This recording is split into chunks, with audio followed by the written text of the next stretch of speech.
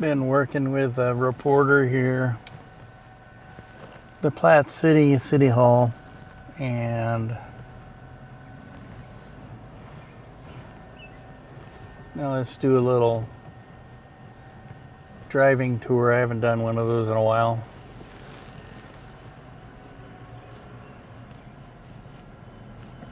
On our way out of town here in Platte City.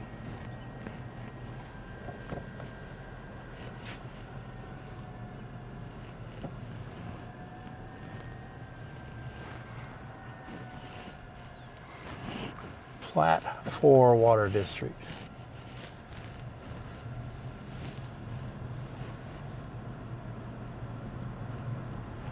It's a charming little town on the north side of the metro. Platte County is becoming one of those areas a lot of people like to move to. Bedroom communities, things like that. However,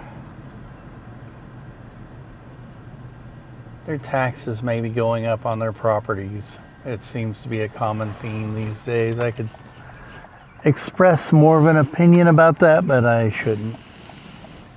There is a courthouse that's been there since what, 1830 something? You know, Missouri only goes back to 1820, and so there's a courthouse that's almost as old as the state of Missouri. Although Platte County was not originally part of Missouri, and it became part of the, what they called that, the Platte Purchase. I don't know who they purchased this from what, but for a while in the 1800s, the line between what became Platte County and the rest of Missouri was considered to be the western part of the United States.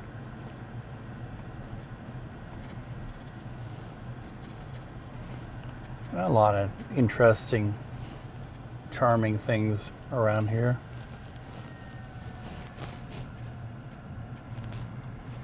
I always kind of do the same thing on my tour of downtown.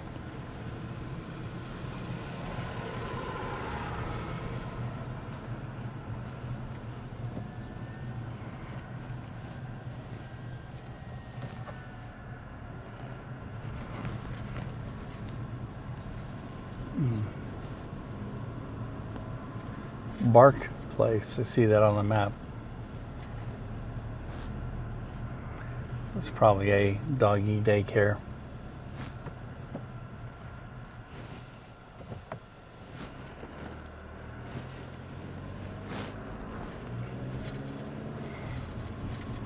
And here's the second Empire style building next to the church, First Baptist Church.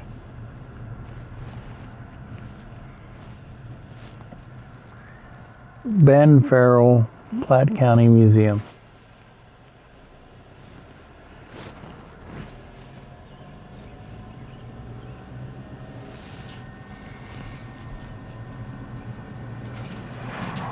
This has been a very busy, active week. Let's hope it's winding down because I'm sort of worn out.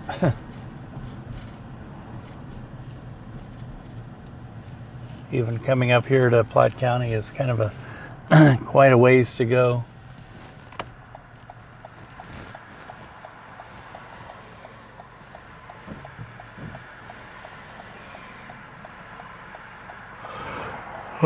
As I yawn. The yawning is from being tired. Don't know if I got enough sleep last night. You know, coffee will fix that. It'll rectify that situation.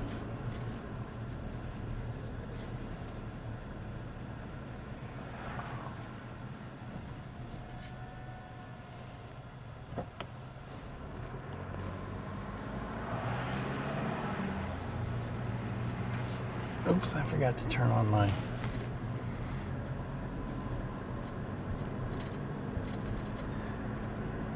I guess I don't have to turn that on. I got it here.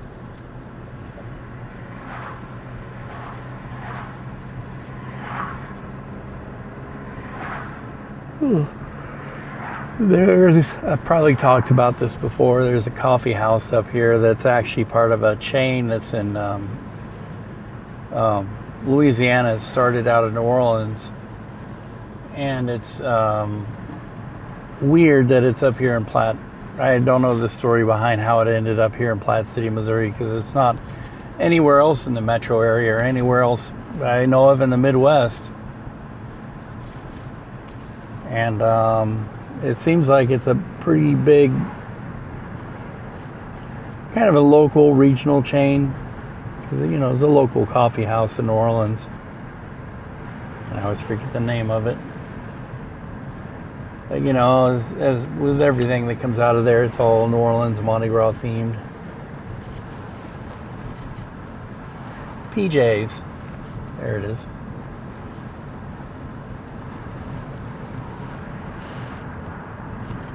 PJ's Coffee. You got to drive through and everything. It's pretty nice little facility. It looks like it used to be a bank.